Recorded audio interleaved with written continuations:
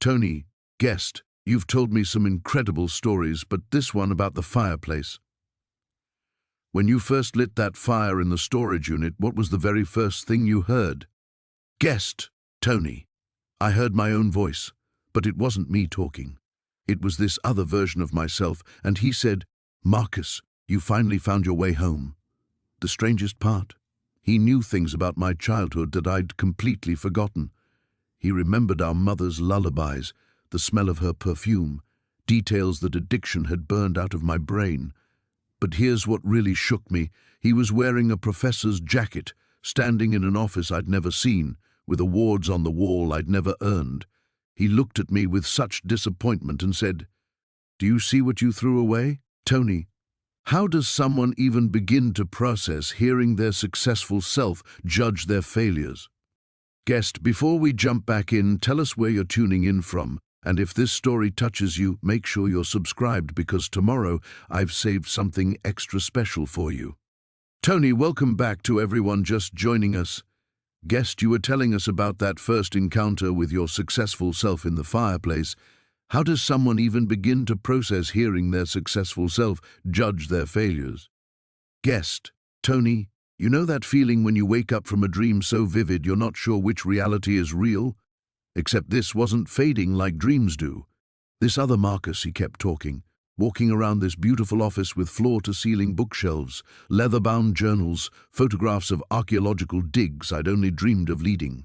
He picked up this framed photo from his desk and held it toward me. It was him receiving some kind of academic award, shaking hands with people in expensive suits, and he said, "This was supposed to be us, Marcus. This was the path before you discovered poker." Tony, what did you say back to him? Guest, I couldn't speak at first. I was still crouched in that freezing storage unit, rain hammering on the metal roof, surrounded by my uncle's junk. But somehow, I was also standing in that warm, successful office.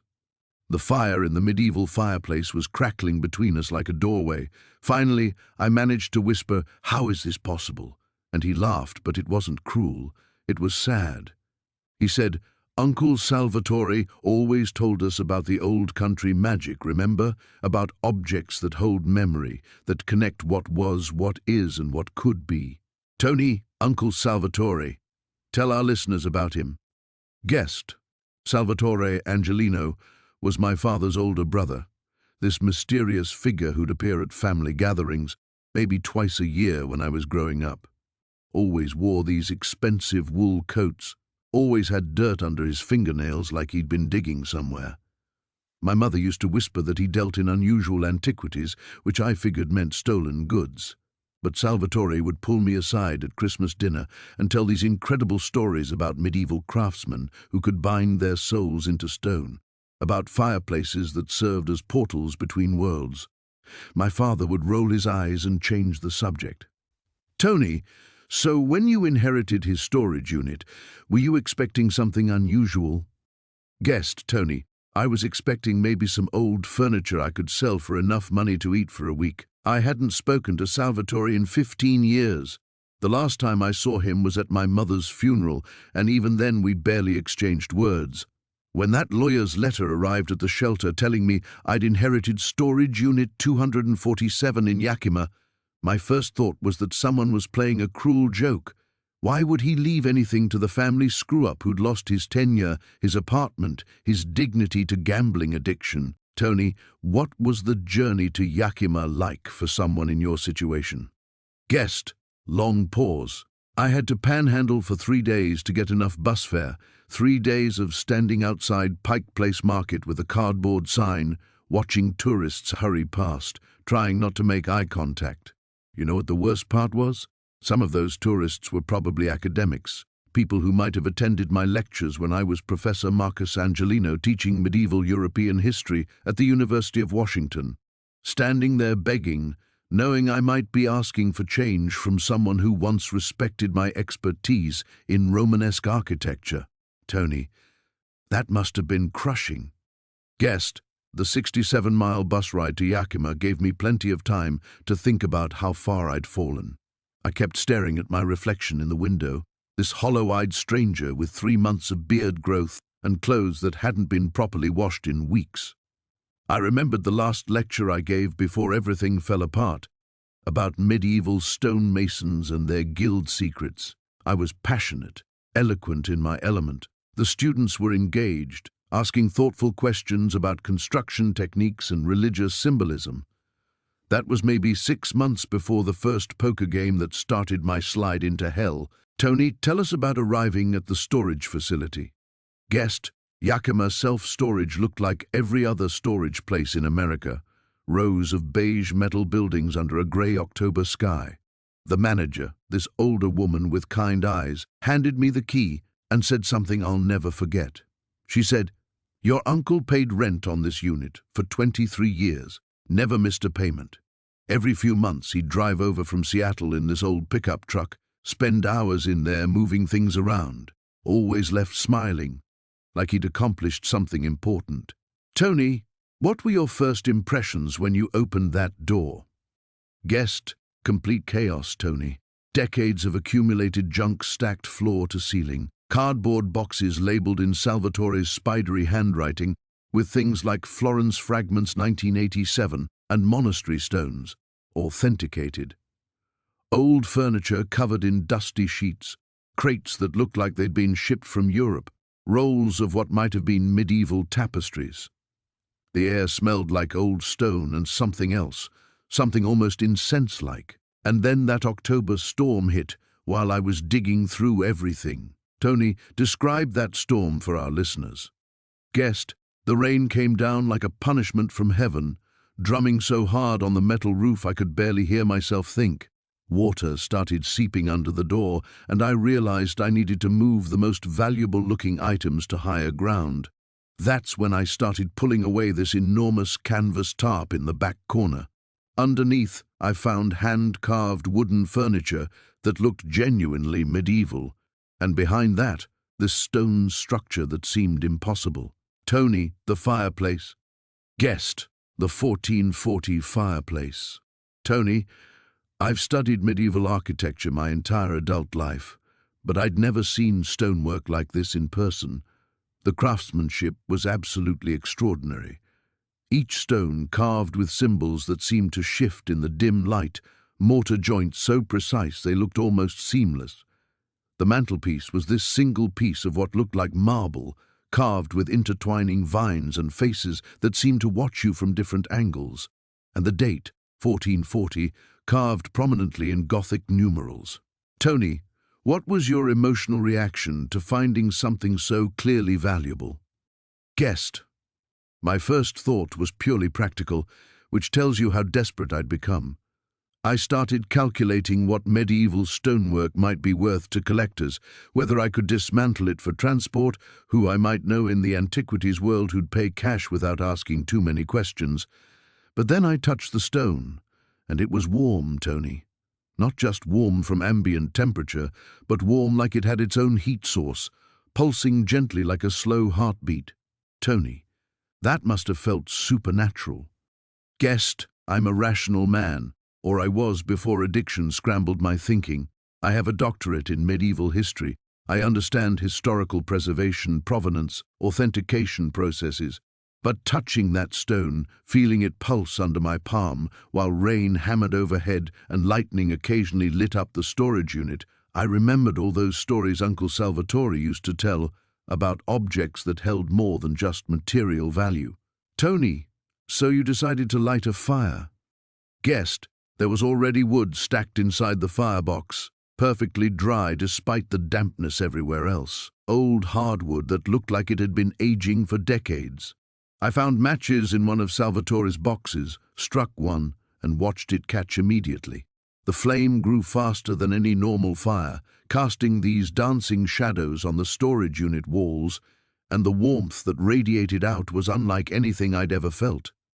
Not just physical warmth, but something deeper, like the stone was welcoming me home after a long, difficult journey. Tony, and that's when you heard your other self speaking. Guest, the successful version, yes. But Tony, as that conversation continued, I realized something that changed everything. This other Marcus wasn't just successful professionally, he was whole in ways I'd forgotten were possible. When he talked about our mother's lullabies, he sang a few bars in Italian, and suddenly I could smell her kitchen on Sunday mornings, taste her coffee, feel her hands stroking my hair when I was sick. These weren't just memories returning, they were memories I thought addiction had destroyed forever. Tony, how did the successful Marcus explain what was happening? Guessed. He walked over to his office window, looked out at what appeared to be a university campus in autumn, and said, "The fireplace doesn't just connect different versions of our life, Marcus. It connects different choices, different paths, different possibilities." Salvatore spent decades collecting pieces of it from monastery ruins across Europe, reassembling it stone by stone. He knew someday someone in our family would need to see what they could become. Tony, that's an incredible responsibility to inherit. Guessed. The weight of it was crushing, Tony. Here I was, sitting in a storage unit in soaked clothes that stank of the streets, talking to a version of myself who'd achieved everything I'd thrown away. He showed me more photographs from his desk, symposiums he'd led, books he'd published, graduate students whose careers he'd mentored. And then he said something that still haunts me. He said, "But Marcus, you have something I don't have. You've touched bottom. You know what real loss feels like. That knowledge, if you choose to use it, could make you more than I ever became." Tony, how did you respond to that? Guessed. I wanted to argue with him, to point out that knowledge of failure isn't much consolation when you're homeless and hopeless. But before I could speak, the fire began to dim and his image started fading. As he disappeared, he called out, "Light the fire again tomorrow night, Marcus. There are others you need to meet. But remember, every conversation costs something. Choose carefully what you're willing to lose." Tony, what did he mean by that? Guessed. I didn't understand then, but I was about to learn.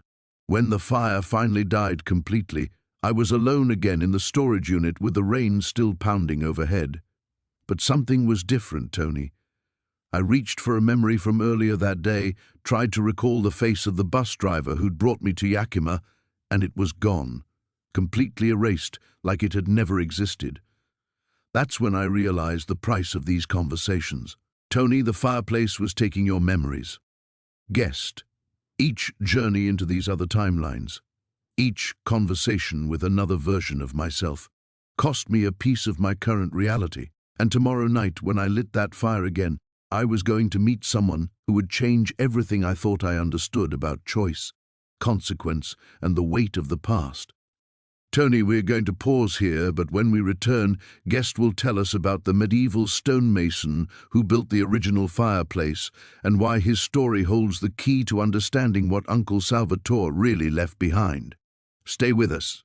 Tony, we're back with Guest, and listeners, if you're just tuning in, we're hearing about a homeless former archaeology professor who inherited a medieval fireplace that lets him speak with alternate versions of himself across different timelines. Guest, you just realized the fireplace was taking your memories as payment for these conversations. Tell us about that second night when you lit the fire again.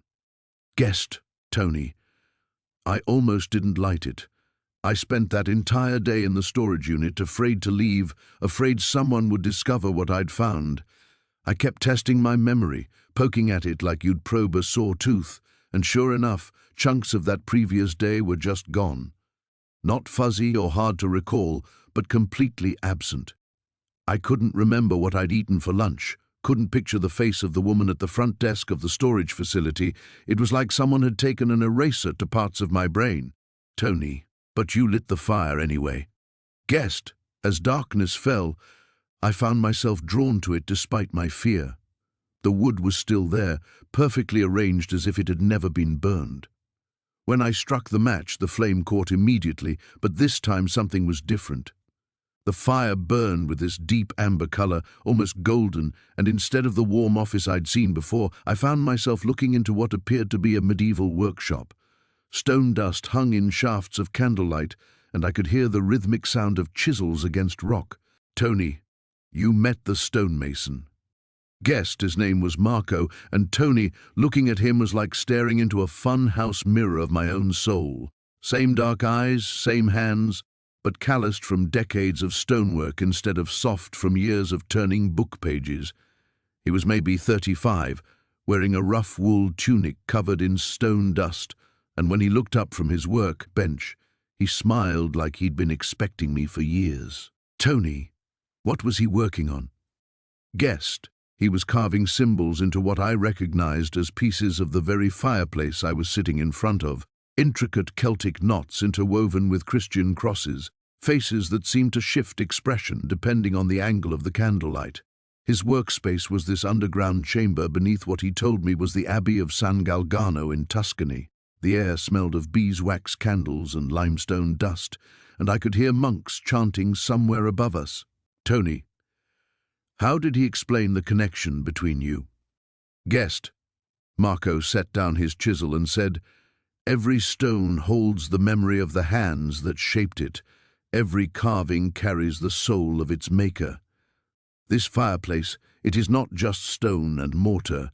It is a doorway built from 5 years of my life, my hope, my understanding of God's plan for connecting souls across time." His English was accented but clear, as if the fireplace itself was translating between us. Tony, 5 years to build a single fireplace?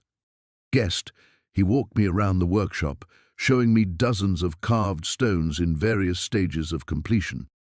Each piece was a work of art, Tony. Angels with expressions so lifelike they seemed ready to speak, vines that appeared to grow right out of the rock, geometric patterns that seemed to pulse with their own mathematics.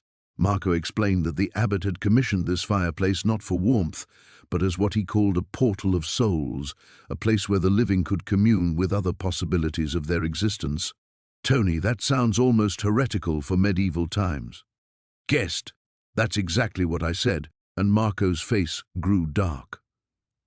He picked up one particular stone, carved with the face of a weeping woman, and said, "The abbot believed that God's mercy extends beyond this single life, that souls could find redemption by understanding the weight of choice." But the church hierarchy disagreed. They came with soldiers on a winter morning in 1441, 1 year after I completed the fireplace. They declared it witchcraft, demanded it be destroyed. Tony, what happened to Marco? Guessed, he continued carving, his chisel moving with practiced precision as he spoke. I had hidden pieces of the fireplace throughout the countryside, knowing this day would come. Some stones I buried beneath olive groves, others I gave to families who understood their value. The soldiers took what they found in the abbey and scattered it, but they could not destroy what lived in the stone itself. Tony, the abbot who commissioned it, Guessed, executed as a heretic, according to Marco. But before he died, he made Marco promise that someday, when the world was ready, the fireplace would be reassembled by someone who truly understood the weight of choice, the price of redemption. Marco looked directly at me through the flames and said, "Your uncle Salvatore spent his lifetime gathering these scattered pieces. He traveled to every village, every monastery ruin, every family that had hidden a stone. It took him 40 years to find them all. Tony, how did Salvatore even know where to look?" Guessed, Marco set down his tools and pulled out what looked like a leather journal, its pages yellowed with age. "Before I died, I drew maps, wrote descriptions, created a record of where each stone was hidden. This journal passed from father to son in my family for 5 centuries until it reached a young man named Salvatore Angelino during the Second World War. Tony, Salvatore fought in World War II? Guessed, according to Marco, Salvatore was part of the unit that liberated Italian monasteries from Nazi occupation. In the ruins of San Galgano, he found Marco's descendant, an old stonemason who gave him the journal before dying of wounds, sustained protecting the monastery's remaining artifacts. Marco showed me pages from the journal, detailed sketches of each carved stone, notes about their symbolic meaning, maps marking hiding places across the Italian countryside. Tony, that's an incredible inheritance of responsibility. Guessed, Marco leaned forward, his eyes intense in the candlelight, and said, "But Salvatore was not meant to use the fireplace himself. He was the gatherer, the assembler, the keeper." The journal spoke of another, one who would come after, one who had lost everything and thus could understand the true weight of choice, one whose soul was broken enough to need the healing that comes from seeing all paths, all possibilities. "Tony, he was talking about you." "Guest." The realization hit me like a physical blow, Tony. All those years of Salvatore appearing at family gatherings, studying me, asking seemingly innocent questions about my dreams, my fears, my understanding of consequence. He wasn't just the weird uncle collecting old stones. He was watching, waiting to see which of us would need the fireplace most. "Tony, how did Marco explain the memory cost?" "Guest." He picked up his chisel again, began working on what looked like a door carved into stone. "To travel between possibilities, you must pay with pieces of your current reality. The fireplace does not steal, it trades. Each memory you give feeds the connection, strengthens the bridge between what is and what could be. But choose carefully, for once a memory is given to the stone, it cannot be reclaimed." "Tony, did Marco warn you about anything else?" "Guest." His expression grew grave as he carved intricate hinges onto the stone door. "There will come a time when you meet a version of yourself that offers escape, a chance to trade places permanently with one of these other lives.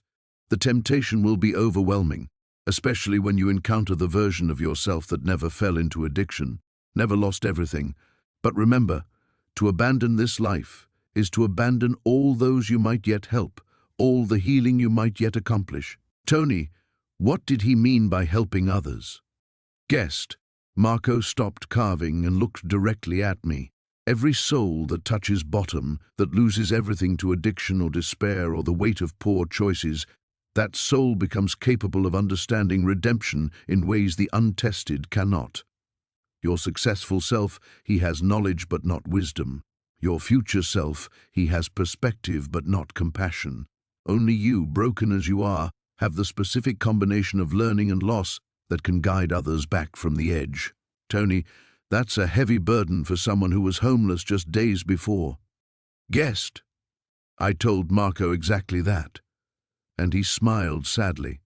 "The fireplace will show you 3 more versions of yourself before you must choose. One who never knew failure, one who chose differently at crucial moments, and one who represents your possible future. Each conversation will cost you more memories from your current life. By the end, you may not remember enough of your pain to understand why returning to it matters." "Tony, how did that conversation end?" "Guest." As the fire began to dim, Marco held up the stone door he'd been carving. "This is the final piece I carved for the fireplace, the piece that completes the portal. When your uncle assembled the fireplace, he left this stone separate, waiting. When you are ready to choose your final path, you will know where this piece belongs." "Tony, what happened when you returned to the storage unit?" "Guest." I was alone again, but this time I understood what I was facing. The fireplace wasn't just showing me alternate lives, it was preparing me for an ultimate choice about which version of Marcus Angelino I wanted to become. And as I reached for memories of that second day, I realized I could no longer remember the sound of rain on the storage unit roof, couldn't recall the smell of the dusty canvas tops I'd moved. More pieces of my current reality, traded away for wisdom I wasn't sure I was ready to handle. "Tony, when we return, Guest will tell us about the third fire, when he met the version of himself who made different choices at every crucial moment, and why that conversation nearly broke his resolve to continue. Stay with us." "Tony, welcome back, listeners. We're continuing our conversation with Guest about his discovery of a medieval fireplace that allows him to communicate with alternate versions of himself. Guest, you've just told us about meeting Marco, the original stonemason who built the fireplace in 1440.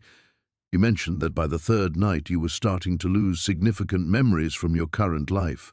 Tell us about lighting that fire again." "Guest, Tony, I almost couldn't do it. I'd spent the entire third day sitting in that storage unit, cataloging what I could and couldn't remember. Simple things were vanishing, The taste of the last meal I'd eaten before coming to Yakima, the color of the shirt I'd been wearing when I received Salvatore's letter. But more disturbing were the emotional memories that were fading. I could no longer feel the specific shame of my last gambling loss, couldn't recall the exact moment I'd realized I was truly homeless. Tony, you were losing the pain along with the details. Guessed. Exactly. And that terrified me more than I expected. Those painful memories, they were proof of how far I'd fallen, but they were also motivation to climb back up. Without them, would I even understand why I needed to change? But as darkness fell on that third night, I found myself drawn to the fireplace again. The compulsion was stronger now, like the stone itself was calling to me. Tony, what was different about the third fire? Guessed. The flame burned silver this time, almost white. And instead of looking into another place, I found myself in what appeared to be my own apartment in Seattle, but not the cramped studio I'd lost to gambling debts. This was spacious, well-furnished, overlooking Elliott Bay, and there, sitting at a desk covered with financial documents and investment portfolios, was another version of myself. Tony, the one who made different choices. Guessed. He looked up when I appeared, and Tony, this version of me was unsettling in a way the others hadn't been. He had my face, my voice, but there was a hardness around his eyes, a calculating quality that felt foreign. He was wearing an expensive suit, had a wedding ring on his finger, and when he smiled, it didn't reach his eyes. He said, "Ah, you must be the version that couldn't control himself." Tony, that must have been difficult to hear. Guessed. He gestured around the apartment, which I now noticed was filled with expensive art, first-edition books, technological gadgets I couldn't afford even when I had tenure. This is what discipline looks like, Marcus. This is what happens when you make the right choice every single time it matters. When Professor Williams offered you that poker game freshman year, I said no. When Sarah suggested we try the casino for her birthday, I suggested dinner instead. When the department budget got tight and I felt that first temptation to supplement my income with gambling, I took on extra teaching instead. Tony, he was showing you the path not taken. Guessed. But as he talked, Tony, something felt wrong. He pulled out his phone, showed me photos of his wedding, his house, his investment statements, but when I looked closely, his wife's smile seemed forced. The house was beautiful but cold, more like a museum than a home. I asked him about happiness, about fulfillment, and his expression shifted. For just a moment, the mask slipped. Tony, what did you see underneath? Guessed. Emptiness. Tony. This version of me had avoided every risk, including the ones that lead to growth, to genuine connection, to the kind of vulnerability that creates real intimacy. He'd never gambled, but he'd also never taken chances on anything that mattered. When I asked about his research, his passion for archaeology, he waved dismissively and said, "Passion is a luxury for people who can't afford security." Tony, that must have been a sobering realization. Guessed. He walked over to his window, looked out at the bay, and said something that chilled me. The difference between us isn't just the gambling, Marcus. It's that I learned early that life is about minimizing loss, not maximizing gain. Every choice I make is calculated to protect what I have, to avoid any possibility of failure. Then he turned back to me and added, "But you know what's interesting? I envy you." Tony, he envied you? Guessed. I laughed bitterly and asked how he could possibly envy someone homeless and broken. He sat back down at his desk, picked up a photograph of his wife, studied it like he was trying to remember something. "Because you've felt things I never allowed myself to feel. You've experienced the full spectrum of human emotion, even the destructive ones. You've touched bottom, which means you know the difference between surface pleasures and deep joy. I've been safe my entire life, Marcus, but I've never been truly alive." Tony, how did that make you feel about your own situation? Guessed. Confused, Tony. Here was proof that avoiding my mistakes didn't automatically lead to happiness, but it also didn't justify the pain I'd caused myself and others. This other Marcus had stability, security, the ability to help people. When I pointed that out, he opened his laptop, showed me his bank statements, his investment portfolio. "Yes, I have money," he said. "But when was the last time I gave any of it away? When did I last take a risk to help someone else? Safety makes you selfish, Marcus. It makes you small." "Tony, did he offer you anything, any advice?" "Guessed." He leaned back in his chair, studying me with those calculating eyes. "The Fireplace is going to offer you a choice eventually, isn't it? A chance to trade places, to become one of these other versions permanently." When I nodded, he continued, "Don't choose me. Don't choose safety and calculation. Whatever else you become, don't become someone who's afraid to risk anything, who's never learned that some things are worth losing everything for." Tony, that seems like an unusual warning from someone whose life looked so successful from the outside. "Guessed." As the fire began to dim, he stood up, walked over to a bookshelf filled with volumes on archaeology and medieval history. He pulled out one book, opened it to a page I recognized from my own research years ago about the psychological effects of chronic stress on decision-making. "You know what I've never experienced, Marcus? The clarity that comes from losing everything, the freedom that comes from having nothing left to protect. I envy you that clarity, even if I wouldn't trade places with you." "Tony, how did the conversation end?" "Guessed." The last thing he said before the flames died was, "Tomorrow night, you'll meet our future self. Listen carefully to what he tells you, but remember, he knows how this story ends, but he doesn't know what it feels like to live through the middle chapters. Only you have that knowledge. Only you can decide if the journey is worth the destination." "Tony, and when you return to the storage unit?" "Guessed." I was alone again, but this time the cost was more severe. I could no longer remember my first day of graduate school, couldn't recall the face of my doctoral advisor, couldn't picture the apartment where I'd written my dissertation. Entire chapters of my academic life were just gone, traded away for this strange wisdom about paths not taken and choices that protect us into emptiness. "Tony, you were losing your identity piece by piece." "Guessed." "That's exactly right, Tony.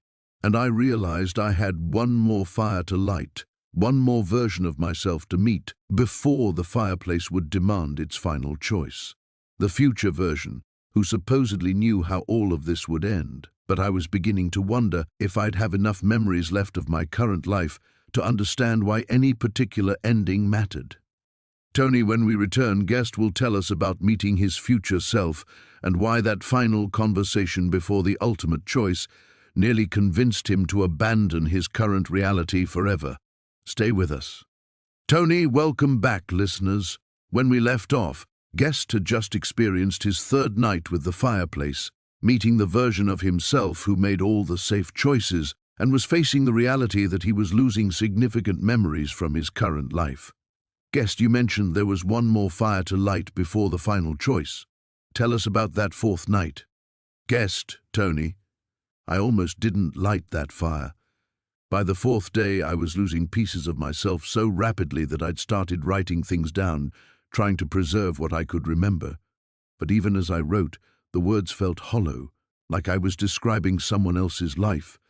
The compulsion to light the fire was overwhelming, though, stronger than ever before. Tony, what happened when you lit it? Guessed. The flame burned gold this time, warm and steady, and I found myself in what looked like a lecture hall at the University of Washington. But this wasn't the past, Tony. The technology was advanced, the students looked different, and when I saw the other version of myself at the podium, he was older, maybe 65, with grey hair and lines around his eyes that spoke of both wisdom and sorrow. Tony, your future self. Guest.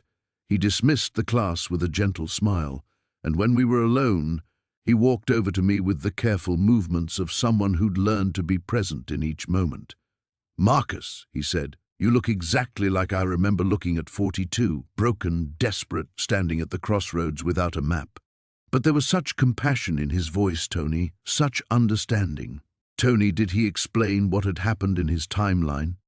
Guest.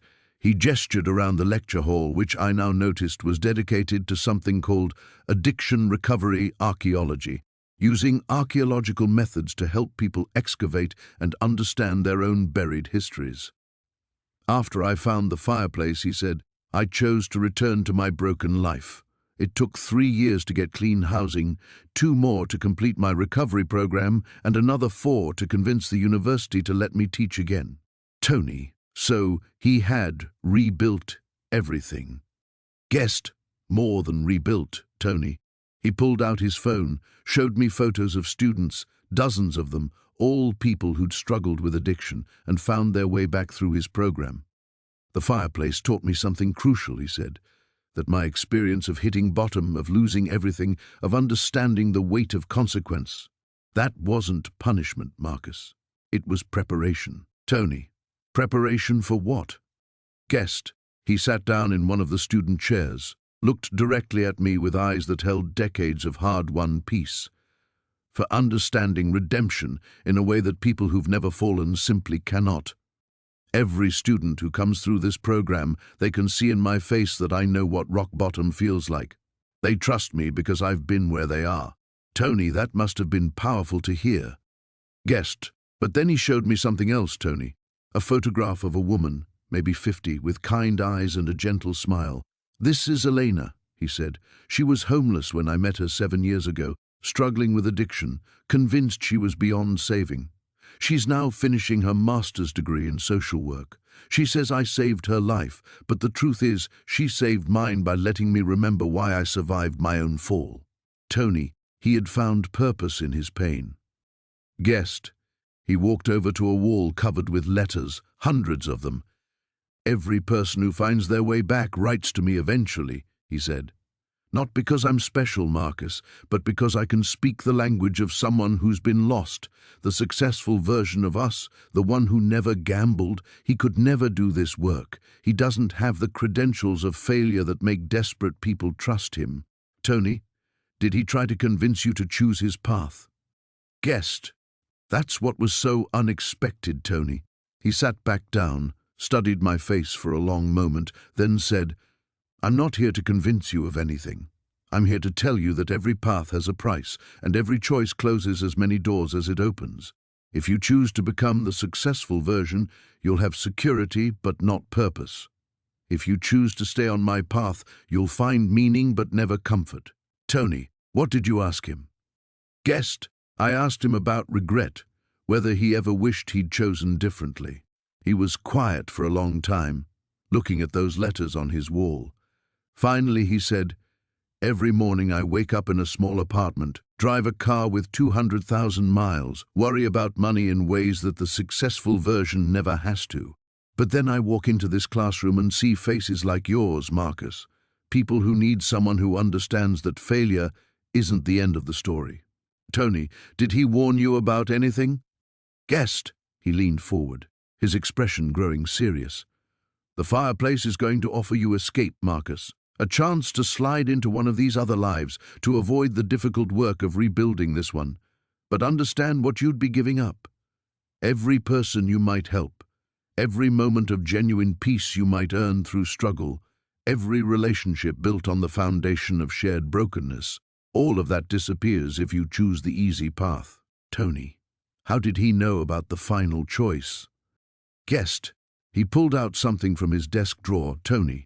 A stone carved with intricate symbols, the same stone Marco had shown me. When you're ready to choose, he said, you'll understand where this belongs in the fireplace. But remember, the choice isn't just about you. It's about everyone whose life you might touch, everyone who might need to see that broken people can heal without pretending they were never broken. Tony, what was his final message to you? Guessed. As the golden flame began to dim, he stood up, placed his hand on my shoulder.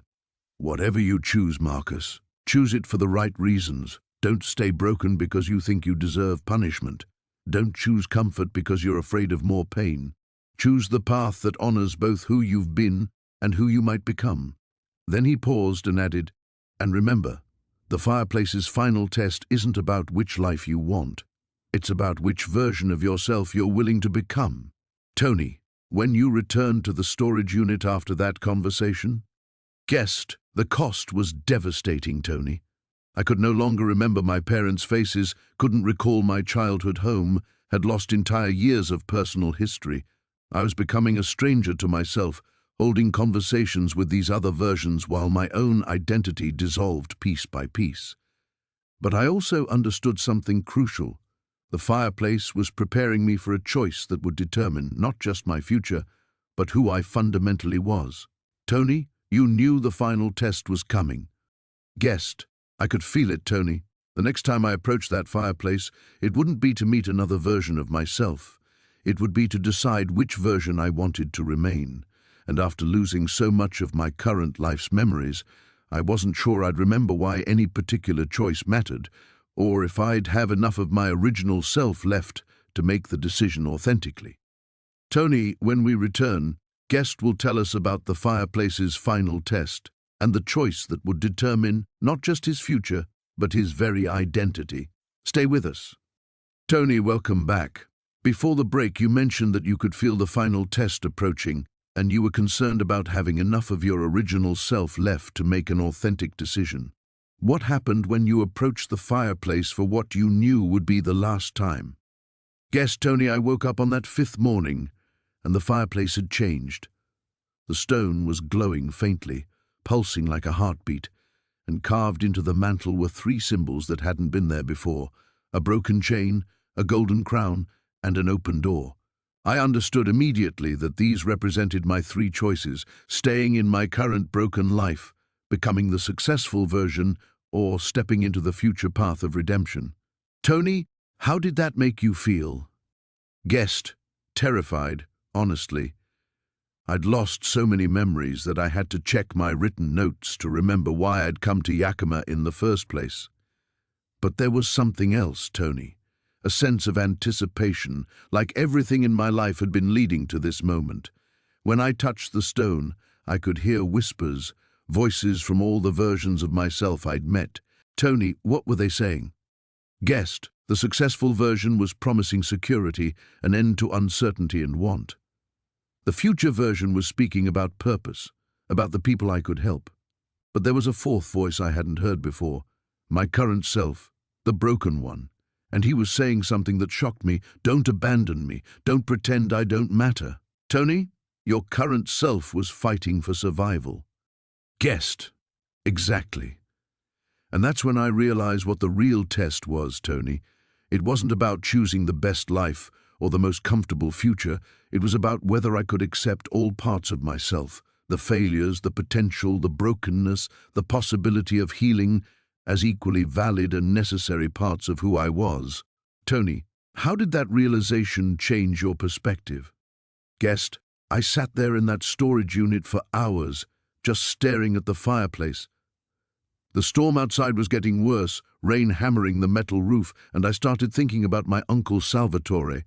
Why had he left me this thing? What did he know about choices and consequences that I was only beginning to understand?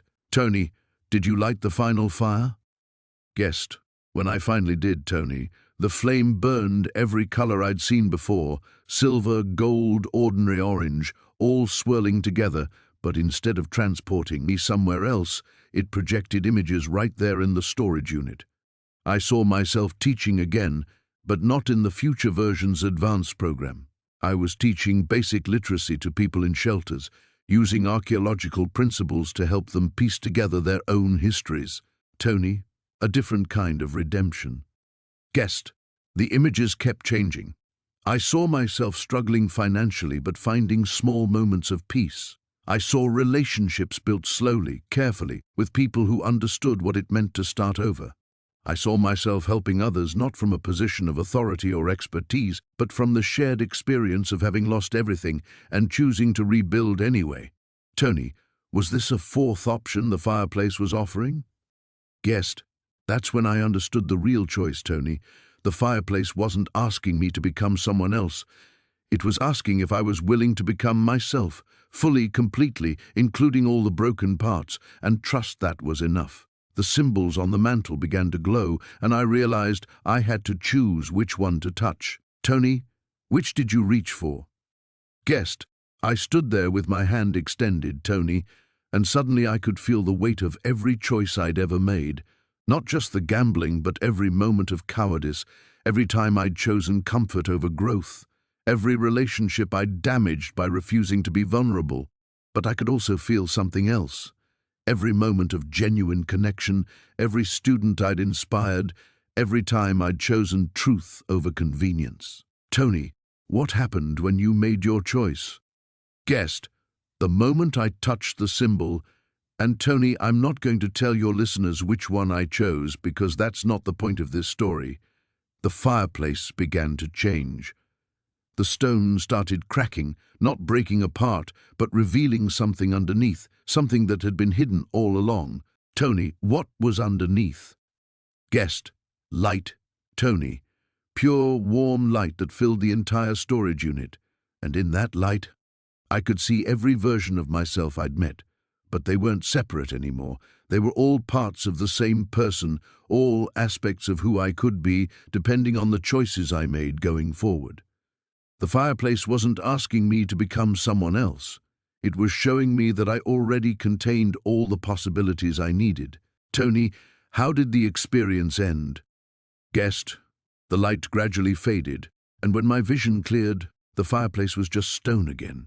Beautiful, ancient, but no longer magical. On the mantel sat that carved stone the future version had shown me, and somehow I knew exactly where it belonged. In my current life, magical fireplace or no magical fireplace. Tony, you had to return to reality and make your choice work. Guest, exactly, Tony. Because that's what I finally understood. The fireplace didn't change my circumstances, it changed my relationship to them. Whatever choice I'd made, I still had to live it, one day at a time, one decision at a time, without magic to guide me. Tony, when we return, Guest will tell us how he applied what he learned from the fireplace to his actual life, and whether the choice he made led to the redemption he was seeking. Stay with us. Tony, welcome back, listeners. When we left off, Guest had just experienced the fireplace's transformation and found himself back in ordinary reality with whatever choice he had made. Guest, that must have been a jarring transition from this mystical experience back to the concrete reality of a storage unit in Yakima. Guest, it was like waking up from the most vivid dream you've ever had, Tony, except I was already awake. The rain was still pounding on the roof, my clothes were still damp, and I was still a homeless man sitting in a cluttered storage unit. But something fundamental had shifted in how I saw all of it. Tony, how so? Guest, well, the first thing I noticed was that I could remember everything again. All those memories the fireplace had taken. My first day of graduate school, my parents' faces, my childhood home, they were all restored. But they felt different now, like puzzle pieces that finally fit together in a pattern I could understand. Tony, the fireplace had given back what it took. Guest, more than that, Tony. It had shown me how those memories connected to who I could become. I spent that entire night in the storage unit, not sleeping, just thinking about what came next. Because here's the thing, having a profound spiritual experience doesn't pay your rent or put food in your stomach. Tony, pause. The practical realities remained unchanged. Guest, exactly. When morning came, I still had to figure out where to sleep that night, how to get back to Seattle, whether to try selling the fireplace or keeping it. The magic was over, but the consequences of every choice I'd made in my real life were still waiting for me. Tony, how did you handle that transition? Guest, I started with the smallest possible step, Tony.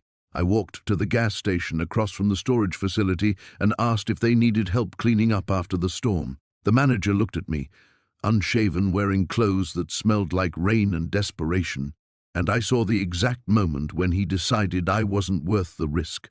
Tony, that must have been discouraging. Guest, it was, but something was different about how I handled the rejection. Instead of letting it confirm my worthlessness, I found myself thinking about what the future version had told me, that broken people can heal without pretending they were never broken. So I thanked the manager politely and tried the next place. Tony, did your persistence pay off? Guest, the third place I tried was a small diner, and the owner was a woman maybe my age who looked at me with curious eyes instead of fearful ones. When I asked about work, she said, "I can't afford to hire anyone, but if you want to help me clean up storm debris from the parking lot, I'll give you breakfast and $20. Tony, a small beginning. Guest, as I worked Tony, something remarkable happened. She came out and started working beside me, and we began talking. Her name was Rosa, and she'd opened the diner after losing her job at Boeing, using her divorce settlement and a lot of hope. She didn't ask about my circumstances, but when I mentioned I'd been a professor, she didn't look skeptical or pitying. Tony, she saw you as a person, not a situation. Guest, when we finished, she insisted I sit at the counter while she cooked. She said, "You work like someone who understands the value of small things." As I ate, I found myself telling her about archaeology, about how you piece together entire civilizations from fragments, how every broken piece tells part of a larger story. Tony, how did she respond to that? Guest, Rosa listened with genuine interest, Tony, and then she said something that made me realize the Fireplace's lessons were already taking effect. She said, "My ex-husband always told me I was too broken to start over, but sitting here listening to you talk about finding meaning in fragments, I think maybe broken is just another word for having room to grow." Tony, pause. That conversation must have felt significant.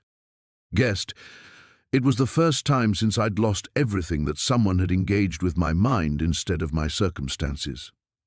As I walked back to the storage unit that afternoon, I realized I was facing the same choice the Fireplace had presented me, just in smaller, daily increments. Tony, what do you mean? Guest, every interaction, every moment, I could choose to see myself as the broken version, the potentially successful version, or the version that was learning to integrate all aspects of who I was.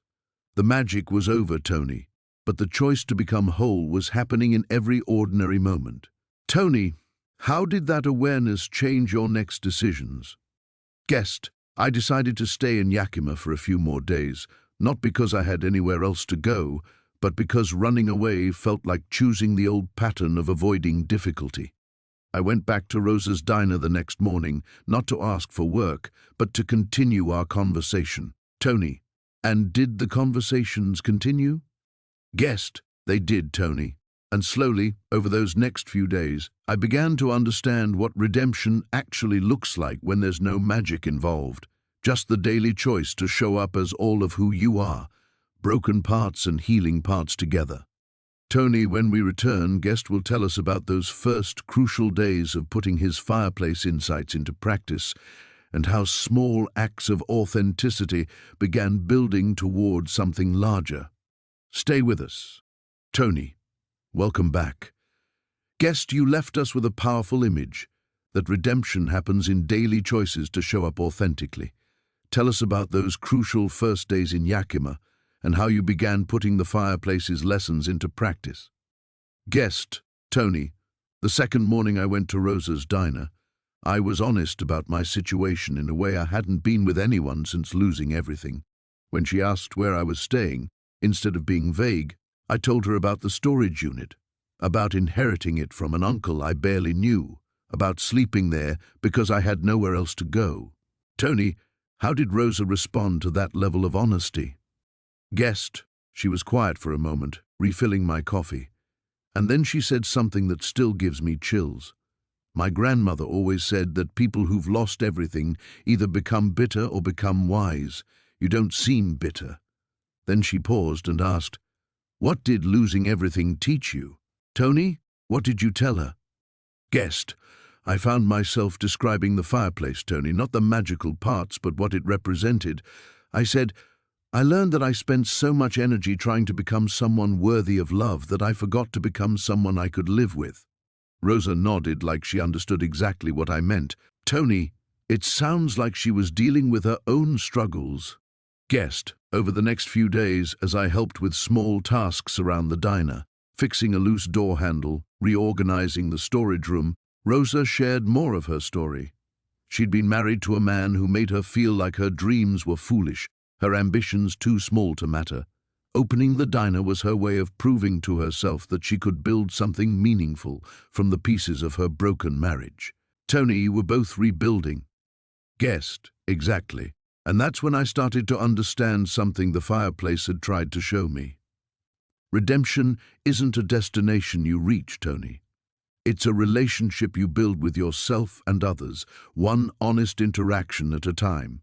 Every morning I chose to show up at Rosa's, not as the successful professor I'd been or the perfect person I might become, but as exactly who I was in that moment. Tony, did that authenticity start changing how others saw you? Guest, Rosa introduced me to other people in town. The mail carrier who was struggling with his son's addiction, the librarian who'd moved to Yakima to care for her aging mother. When you stop pretending you have your life figured out, Tony, people stop pretending around you too. Suddenly I was having conversations about real things with people who needed someone who understood struggle. Tony, you were unconsciously applying the lessons from your future self. Guessed, without realizing it at first, yes.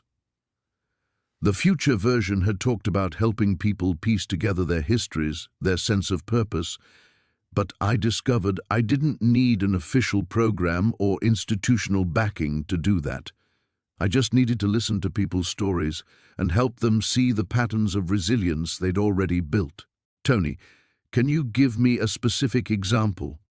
Guest, the mail carrier, Jim, was convinced his son's overdose was his fault because he'd been working 2 jobs when the boy was growing up. I shared how my gambling addiction wasn't really about money. It was about avoiding the discomfort of not knowing if I was enough. I told him how the fireplace taught me that our worst choices often come from our deepest wounds, not our deepest character flaws. Tony, how did that conversation affect him? Guest, Jim started crying, Tony, right there in Rosa's diner at 6 in the morning. He said, I've been carrying this guilt like it was the only honest thing about me. When people realize they're not uniquely broken, that their struggles make sense in the context of their pain, it changes how they see their possibilities for healing. Tony, you were becoming the helper your future self had described. Guest, but in a completely different way than I'd imagined. I wasn't teaching from a position of having figured everything out. I was sharing from the vulnerability of someone still figuring it out, day by day, and that authenticity, that willingness to be seen in my ongoing struggle, seemed to give others permission to stop hiding their own. Tony, how long did you stay in Yakima? Guest, 3 weeks, Tony. Every morning I'd wake up in that storage unit, look at the fireplace, now just beautiful stone, and choose again to engage with my actual life instead of escaping into fantasy. Rosa started paying me small amounts for helping around the diner. I found a room to rent from an elderly woman who needed help with yard work. Tony, you were slowly rebuilding.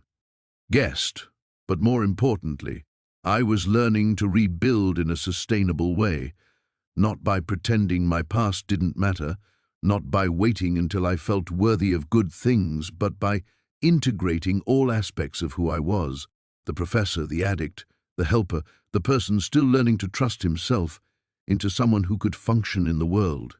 Tony, what finally made you decide to leave Yakima? Guest, Rosa said something that made me realize I was ready for the next step. She said, you've proven to yourself that you can start over. Now you need to prove you can keep going when things get harder. She was right, Tony. Yakima had become a safe place to practice being authentic, but I needed to test whether these changes were real in more challenging circumstances. Tony, when we return, Guest will tell us about leaving Yakima and facing the bigger tests of maintaining his newfound authenticity in the wider world. Stay with us. Tony, welcome back. When we left off, you had decided it was time to leave the safety of Yakima and test whether your newfound authenticity could survive in more challenging circumstances. That must have been a difficult decision to make. Guest, it was terrifying, Tony. I remember sitting in that rented room the night before I planned to leave, looking at the few possessions I'd accumulated. Some clean clothes Rosa had helped me buy, a journal I'd started keeping, that carved stone from the fireplace. For the first time in years, I had something resembling stability, and I was choosing to give it up. Tony, what made you feel ready to take that risk? Guest, it wasn't feeling ready that convinced me, Tony. It was recognizing that staying in Yakima forever would be another form of hiding. I'd learned to be authentic in a small, supportive community where people knew my story and accepted my struggles. But the real test of change is whether you can maintain it when circumstances become more difficult. Tony, where did you decide to go? Guest, back to Seattle, but not to reclaim my old life. I realized I needed to face the place where I'd lost everything and see if I could exist there as this new version of myself. Rosa drove me to the bus station, and as we said goodbye, she gave me an envelope with enough money for 2 weeks in a cheap motel. Tony, how did that gesture affect you? Guest, I started to refuse it, Tony, out of pride. But then I remembered what the medieval stonemason version of myself had said about accepting help being part of building something lasting. Rosa said, "This isn't charity, this is investment in someone who helped me remember what authentic friendship looks like. Learning to receive grace was as important as learning to offer it." Tony, what was it like returning to Seattle after everything you'd experienced? Guest, the bus ride gave me 4 hours to think about how different I felt approaching the same city I'd fled from months earlier. I wasn't returning as someone who'd fixed himself, Tony. I was returning as someone who'd learned to live with himself. That distinction felt crucial as we pulled into the station downtown. Tony, did you go back to your old neighborhood immediately? Guest, I checked into a motel near the waterfront first and spent 2 days just walking around the city, observing how I reacted to familiar places. When I passed the university where I'd taught, I felt sadness but not the crushing shame I'd expected. When I walked past the casino where I'd lost my savings, I felt regret, but not the overwhelming urge to escape my feelings. Tony, the Fireplace experience had changed your relationship to your memories. Guest, exactly. I could hold multiple truths simultaneously, that I'd made devastating choices, and that I was still worthy of rebuilding my life. That the professor version of myself represented real possibilities, and that my current circumstances didn't negate those possibilities. The memories were all still there, Tony, but they felt like information rather than verdicts. Tony, how did you begin rebuilding your life in Seattle? Guest, I started by visiting places where homeless services were offered, not just as someone seeking help, but as someone who might have something to offer. At a downtown shelter, I met a social worker named Janet, who was struggling with burnout. When she asked about my background, I was honest about both my education and my addiction. Tony, how did she respond to that combination? Guest, Janet looked at me with the same curiosity Rosa had shown in Yakima. She said, "We have volunteers who've never struggled and volunteers who are still struggling. But we rarely have volunteers who've struggled deeply and found their way to stability. Would you be interested in facilitating a discussion group?" The question felt like destiny, Tony. Tony, what kind of discussion group? Guest, she wanted someone to lead conversations about rebuilding identity after loss, not counseling or therapy, but structured discussions where people could explore questions like how to trust yourself again, how to separate your worth from your circumstances, how to build relationships when you feel like damaged goods. Tony, perfect preparation for everything you'd learned from the Fireplace. Guest, the first group meeting was 8 people in a circle of folding chairs in the shelter's community room. I introduced myself by saying, "I'm someone who lost everything to addiction and is learning to build something meaningful from what remains." Then I asked each person to share not what they'd lost, but what they'd discovered about themselves in the process of losing it. Tony, how did people respond to that approach? Guest, one woman said she'd discovered she was stronger than she'd ever imagined. A man talked about learning that his value wasn't tied to his productivity. Another woman realized she'd spent so many years taking care of others that losing everything had forced her to learn who she was when no one needed her. The conversation was profound, Tony. Tony, you were applying the Fireplace's lesson about integrating all versions of yourself. Guest, I was helping them discover what I'd learned in that storage unit. That rock bottom can become a foundation if you're willing to build on it honestly. Over the following weeks, the group grew. People started bringing friends. We moved to a larger room. I began to understand that my experience with the fireplace hadn't just changed me, it had prepared me for work I never could have imagined. Tony, were you able to find stable housing? Guest, Janet helped me apply for a small grant to formalize what I was doing. It wasn't much money, but it was enough to rent a studio apartment and continue the groups. For the first time since my uncle's letter arrived, I was earning income by being exactly who I was, someone who'd been broken and was learning to be whole. Tony, how did it feel to have your own space again? Guest, I'll never forget the first night in that apartment, Tony. It was tiny, with a hot plate and a bathroom down the hall, but it was mine. I set the carved stone from the fireplace on the windowsill and realized I was living the life that stone had always represented, not the fantasy of perfection, but the reality of purposeful rebuilding. Tony, did you stay in touch with Rosa during this time? Guest, we exchanged letters, and 6 months after leaving Yakima, I invited her to visit Seattle. She came for a weekend and attended one of my groups. Afterward, she said something that helped me understand how much I'd changed. She said, "When I met you, you were someone who'd been broken. Now you're someone who transforms brokenness into wisdom." Tony, that must have been deeply affirming. Guessed it was, but it also made me realize I was facing a new kind of choice, Tony. Success was becoming possible again, and I had to decide whether I would handle it differently than I'd handled success as a professor. The fireplace had taught me about integrating failure, but could I integrate success without losing the humility that made my work meaningful? Tony, when we return, Guest will tell us about navigating success after experiencing profound failure and how the fireplace's lessons helped him build something sustainable this time. Stay with us.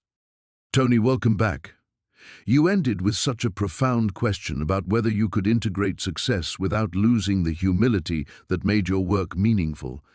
That's a challenge many people face when rebuilding their lives.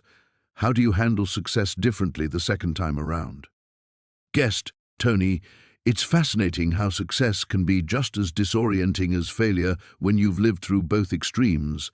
Within a year of starting those discussion groups, I was being invited to speak at conferences. Other shelters wanted me to train their staff, and universities were asking me to develop programs. The recognition felt validating, but it also triggered every fear I had about repeating old patterns. Tony, what specifically worried you about this new success? Guest, I remembered how intoxicating it had felt to be seen as an expert when I was a professor. The applause, the deference, the way people treated my opinions as facts. I could feel that same seductive pull toward believing my own reputation. But now, I had the fireplace's lessons about what happens when you start living in the fantasy of who you think you should be instead of who you actually are. Tony, how did you apply those lessons to navigate this new recognition? Guest, I started each speaking engagement the same way I started those first discussion groups, by introducing myself as someone still learning rather than someone who had arrived. When conference organizers wanted me to present as a success story, I insisted on presenting as a story still being written. That distinction kept me grounded in reality instead of floating away into my own mythology. Tony, did maintaining that humility affect how people responded to your work? Guest, in the most beautiful way, Tony. When you refuse to present yourself as having transcended struggle, people connect with your humanity instead of feeling intimidated by your expertise. I started getting letters from people saying they felt permission to begin their own rebuilding process because I'd shown them what rebuilding in progress actually looks like. Tony, you were modeling the integration you'd learned from all 3 versions of yourself. Guest, exactly.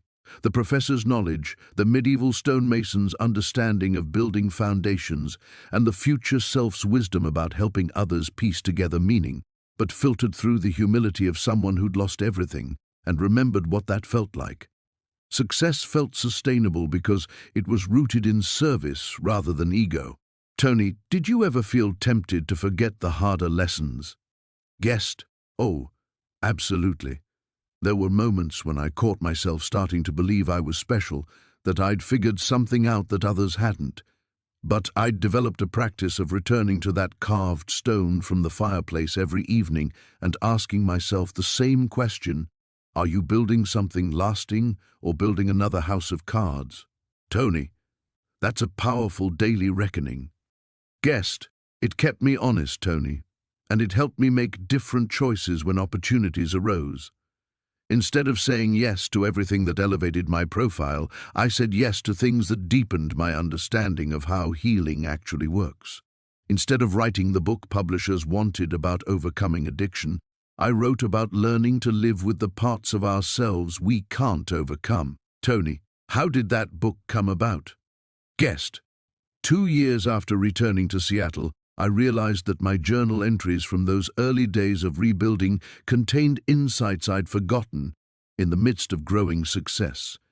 Reading my own words about feeling terrified in that Yakima motel room reminded me that wisdom isn't about having figured everything out. It's about staying curious about what you don't know.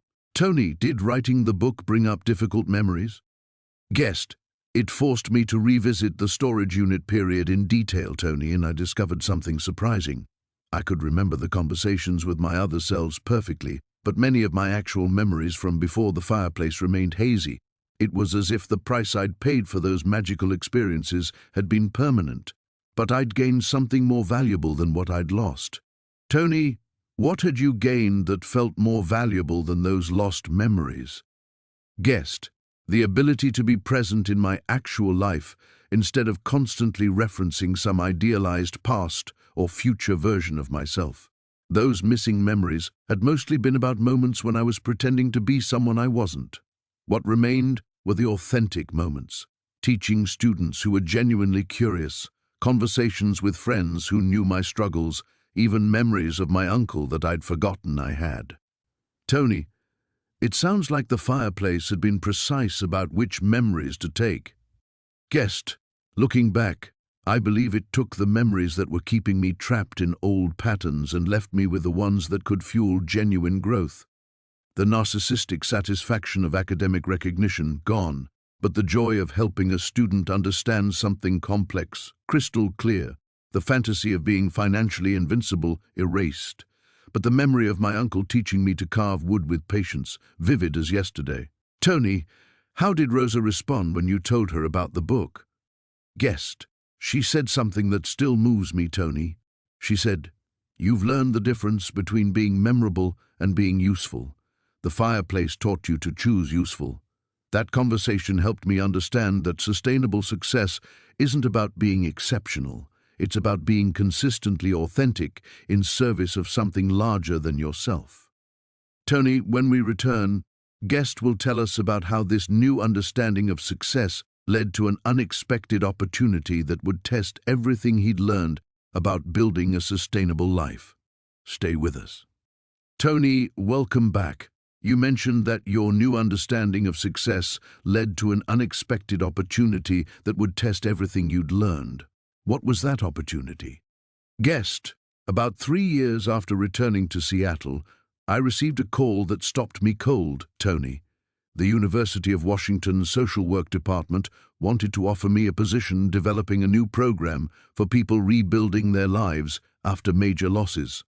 Not as an adjunct or consultant, but as a full professor with tenure-track possibilities. Tony, that must have felt like coming full circle in the most complex way. Guest, it was terrifying and validating simultaneously. Here was everything I thought I'd wanted when I was gambling away my previous academic career. Recognition, security, the chance to build something lasting within an institution. But now I had to decide if accepting it would honor the person I'd become or seduce me back into the person I'd been. Tony, how did you process that decision?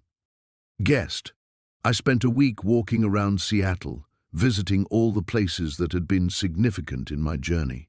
The storage unit in Yakima, the shelter where I'd started the discussion groups, even the casino where I'd lost everything.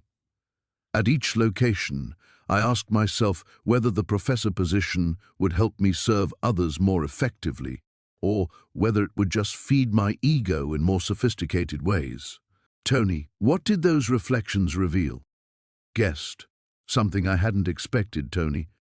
At the casino, looking at those flashing lights and hearing the familiar sounds, I realized I felt curious rather than tempted.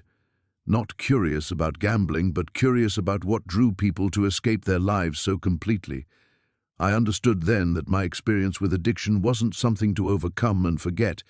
It was a source of insight I could use to help others. Tony, did that realization influence your decision about the university position? Guessed. It made me realize I could accept the position if I approached it differently than I'd approached academic success before. Instead of trying to prove I belonged there despite my history, I could bring my full story, including the parts that felt shameful, as the foundation of my work. Tony, how did the university respond when you explained your conditions? Guessed. I told them I would only accept if I could be completely transparent about my journey, including my addiction and homelessness. I wanted to teach courses where students examined their own relationships with failure and success, not just theoretical frameworks for helping others. The department head looked at me for a long moment and said, "That's exactly why we need you here." Tony, that must have felt like profound validation. Guessed. But here's where the story takes a turn that changed everything, Tony. 3 days before I was supposed to give them my final answer, I received another letter. Same handwriting as the original letter about my uncle's storage unit, same type of envelope. But this time, it was from a law firm saying there had been an error in my uncle's estate documentation. Tony, what kind of error? Guessed. The storage unit hadn't been left to me by my uncle, Tony. It had been left to me by myself. The lawyer explained that 5 years earlier, during the height of my gambling addiction, I had rented that storage unit and filled it with my possessions before losing my apartment. In my chaotic state, I'd apparently set up some kind of elaborate system to ensure the unit would be maintained and eventually discovered when I was desperate enough to receive help. Tony, you had created your own intervention system. Guessed. The fireplace, the medieval stonework, even the way it was buried under other items. I had arranged all of it during a brief period of clarity in my addiction. The lawyer showed me documents in my own handwriting, instructions I'd left for how the storage unit should be maintained and when I should be contacted about it. I had literally created the magical experience that saved my life. Tony, so the conversations with your other selves. Guessed. Were my own subconscious wisdom speaking to me through the ritual I'd created. Tony, the professor version, the medieval stonemason, the future self warning me about choices, all aspects of my own understanding that I'd somehow managed to preserve and access when I was ready to hear them. The fireplace was real, the insights were real, but the magic was the human capacity for self-healing when we create the right conditions. Tony, how did this revelation change your understanding of your entire journey? Guessed. It meant that even at my lowest point, some part of me had been working to save my life. That the wisdom I thought I'd received from outside myself had actually come from inside myself all along. The university position suddenly felt less important than understanding how people can create their own interventions, their own paths back to wholeness. Tony, what did you decide to do with this knowledge? Guessed. I called the university and proposed something entirely different, Tony. Instead of accepting their professorship, I asked if they'd partner with me to study how people unconsciously create the conditions for their own healing. That conversation led to research that would change how we understand addiction recovery completely. Tony, when we return, Guest will tell us about this groundbreaking research and how it revealed something profound about human resilience. Stay with us. Tony, welcome back. You mentioned that your conversation with the university led to research that would change how we understand addiction recovery completely. Tell us about that research. Guest, Tony. Once I understood that I had unconsciously created my own healing intervention, I became obsessed with the question, how many other people were doing this without realizing it. The university agreed to fund a study examining what we called unconscious recovery preparation, the ways people in crisis secretly arrange their own rescue. Tony, what did you discover? Guest, we interviewed 300 people who'd recovered from various forms of rock bottom, addiction, financial ruin, relationship collapse, career destruction. In 68% of cases, we found evidence that during their darkest periods, they had taken small actions that later proved crucial to their recovery, actions they claimed not to remember or couldn't explain at the time. Tony, can you give us some examples? Guest, a woman who'd lost custody of her children due to alcoholism, had, during a blackout, enrolled in an online parenting class she didn't remember taking. A man who'd gambled away his business had apparently mailed himself a letter with his therapist's contact information, time to arrive 6 months later. A veteran with PTSD had signed up for a support group but never attended until the day he was planning to take his own life and received a reminder call. Tony, they were all unconsciously creating lifelines for their future selves. Guessed exactly, Tony. But here's what shook me to my core. When we analyzed my own case more deeply, we discovered I hadn't just created the storage unit intervention. Over the 5 years before I received that letter, I had unconsciously arranged dozens of small safety nets. I'd maintained my library card when I lost everything else. I'd kept Rosa's address in my wallet through homelessness. I'd even chosen to live near Fireplace Market because some part of me knew the community there would keep me alive. Tony, so your conscious mind was destroying your life while your unconscious mind was working to save it. Guest, the research suggested that human beings have an extraordinary capacity for self-preservation that operates below our awareness, especially during crisis. We called it shadow recovery, the part of us that refuses to give up even when our conscious mind has surrendered. Understanding this changed everything about how I viewed my own story and how we might help others. Tony, how did this research affect your decision about the university position? Guest, I realized that accepting a traditional academic role would limit my ability to explore these discoveries, Tony. Instead, I proposed creating something entirely new, a research center that would study and support people's natural healing wisdom rather than trying to fix them from the outside. Tony, when we return, Guest will tell us about building this revolutionary center and how it became a new model for understanding human resilience. Stay with us. Tony, welcome back. You mentioned creating something entirely new, a research center focused on people's natural healing wisdom. That sounds like a complete departure from traditional treatment models. How did you begin building something like that? Guest, Tony. The university administrators thought I was crazy at first. Here I was, proposing to study recovery by watching what people were already doing unconsciously, rather than teaching them what experts thought they should do. But when I presented our preliminary findings about shadow recovery, something shifted in the room. Tony, what convinced them to take this leap with you? Guest, I shared my own storage unit story in detail, how I'd created an elaborate intervention for myself without conscious awareness, how the fireplace conversations were actually my own wisdom speaking back to me. Then I showed them data proving this wasn't some mystical anomaly. Human beings routinely save themselves in ways they don't understand or remember. Tony, how did you translate that insight into an actual program? Guest, we started by creating what we called wisdom archaeology, helping people excavate the smart decisions they'd already made during their darkest periods. Instead of focusing on their failures, we helped them recognize the unconscious intelligence that had kept them alive through crisis. Tony, that must have required completely rethinking how you approached people in recovery. Guest, everything had to change, Tony. Instead of asking what's wrong with you, we started asking what did you do right that you don't even know about. Instead of teaching coping strategies, we helped people identify the coping strategies they were already using but hadn't recognized as valuable.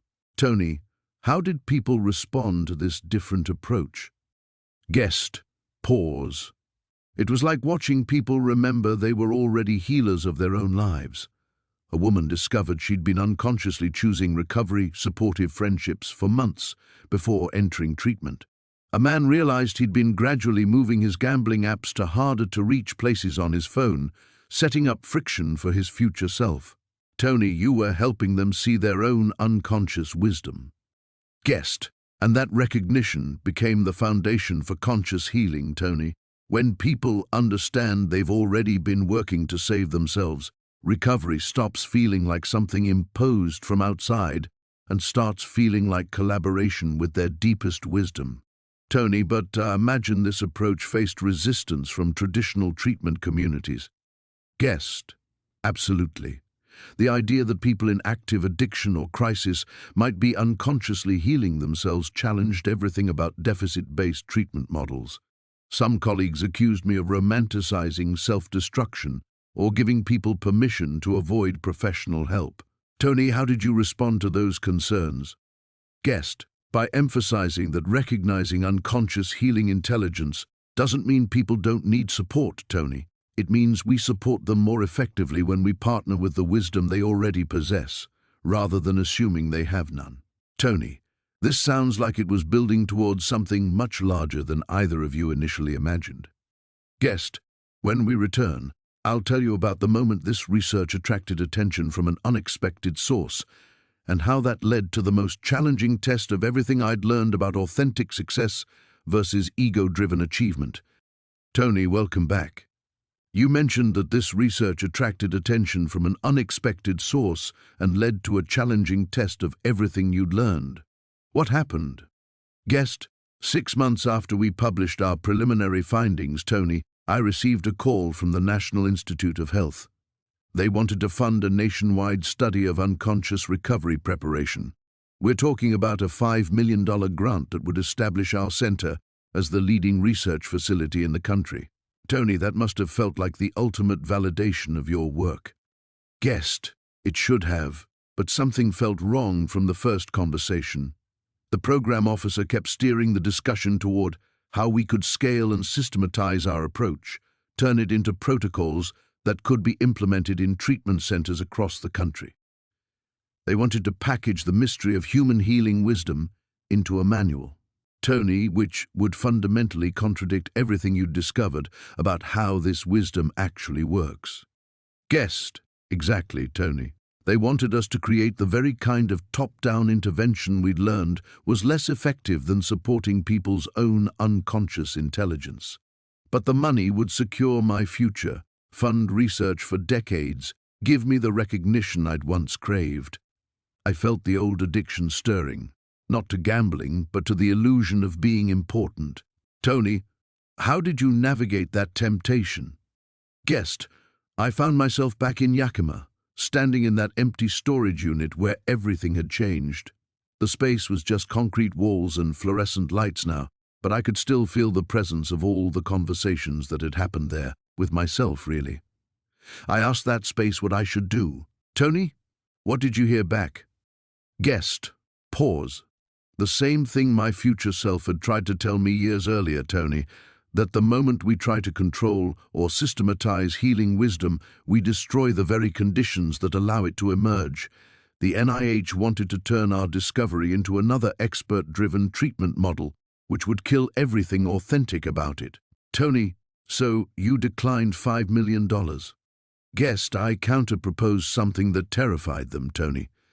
Instead of studying how to systematize unconscious healing, I proposed studying how institutions could learn to support healing without trying to control it, how we could create conditions for wisdom to emerge rather than trying to manufacture wisdom itself. Tony, how did they respond?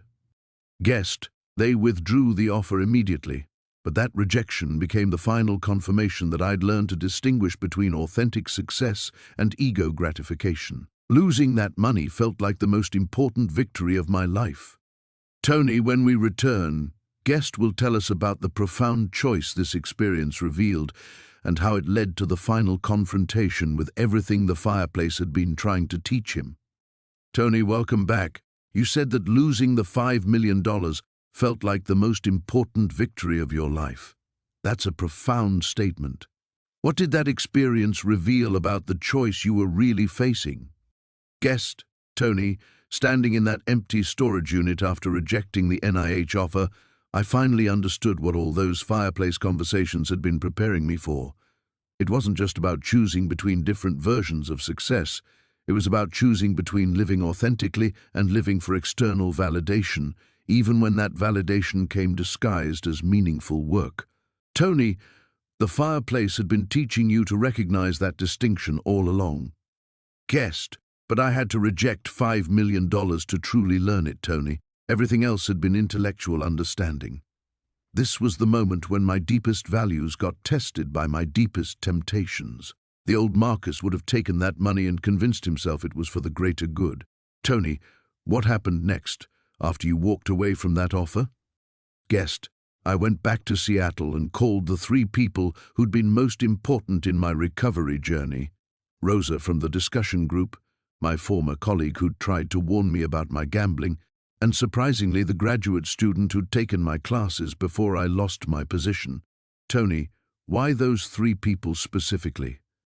Guest, because I needed to tell them what I'd learned from their unconscious wisdom during my darkest period.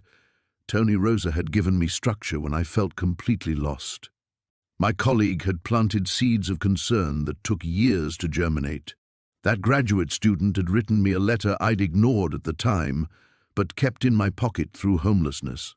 Tony, they had all been part of your own unconscious healing network. Guest, and I realized I wanted to spend the rest of my life helping people recognize these networks in their own lives, rather than building my reputation as an expert, Tony. So I made a decision that shocked everyone who knew me. Tony, what did you decide? Guest, I resigned from the university entirely and used my savings to buy a small building in the neighborhood where I'd been homeless. Not to create another treatment center, but to create a space where people could discover their own wisdom through conversation with others who understood that healing comes from within. Tony, that must have felt like an enormous risk after everything you'd worked to rebuild. Guest, it felt like coming home to myself completely for the first time, Tony. But there was one more conversation I needed to have, a final return to that storage unit that would change how I understood everything that had happened to me. Tony, when we return, Guest will tell us about that final confrontation and the surprising truth it revealed about the source of his healing journey. Tony, we're back. You mentioned a final return to that storage unit and a conversation that would change how you understood everything. What happened during that last visit? Guest, I drove to Yakima one final time, Tony, planning to close the storage unit forever. But when I walked into that empty space, I realized I needed to have one last conversation, not with my other selves, but with the part of me that had created this entire intervention during my addiction. Tony, you wanted to speak directly to the Marcus who had arranged his own rescue. Guest, I sat in that concrete room and asked out loud, why did you save me when I couldn't save myself? And for the first time I heard an answer that came from pure clarity rather than desperate need. Tony, what did that voice tell you? Guest, it said, because you were never as broken as you believed. I just created conditions for you to remember who you'd always been beneath the addiction. Tony, that the fireplace hadn't transformed you, it had revealed you. Guest, exactly, Tony. And that revelation became the foundation for everything I would build next, helping others create their own conditions for remembering their unbroken selves. Tony, what did that final understanding mean for how you viewed your entire journey through addiction and recovery? It meant that, even in my most destructive moments, Tony, some essential part of me had remained intact and working toward healing. The storage unit, the fireplace, all those conversations, they weren't magical interventions from outside. They were evidence of my own unbreakable commitment to life, operating beneath my conscious awareness. Tony, how did that realization change your relationship with the pain you'd experienced? Guest, I stopped seeing my addiction years as wasted time and started recognizing them as the period when my deepest wisdom learned how to save my life, Tony. Every loss had somehow contributed to my eventual healing, Even the humiliation and homelessness had connected me with communities I'd never have discovered otherwise. Tony, and what became of that space you created for others? Guest, it's still there, Tony, helping people excavate their own unconscious wisdom. But more importantly, I learned that healing happens through recognizing we're already whole beneath our wounds. Tony, that's a beautiful place to end, Guest. Thank you for sharing this remarkable journey with us. Guest, thank you, Tony. Sharing this story has felt like another kind of archaeology, excavating the meaning from experiences I lived through but didn't fully understand until now. Tony, what would you want people to take away from your story, Guest? Guest, that they're already saving themselves in ways they probably don't recognize, Tony. Every person listening to this has unconscious wisdom operating in their life right now, creating tiny lifelines they won't understand until later. Tony, and for those who feel completely stuck or hopeless in their current circumstances? Guest, I'd tell them what that empty storage unit taught me, that our worst moments often contain the seeds of our most profound healing, Tony. The very fact that they're listening, that they're still here, means some part of them refuses to give up. Tony, any final thoughts about that fireplace that started everything? Guest, it's still teaching me, Tony. Not because it was magical, but because it showed me that everything I needed for healing was already alive within me, waiting to be discovered. Tony, Guest, this has been extraordinary. Thank you for your courage in sharing it. Guest, thank you for listening, Tony.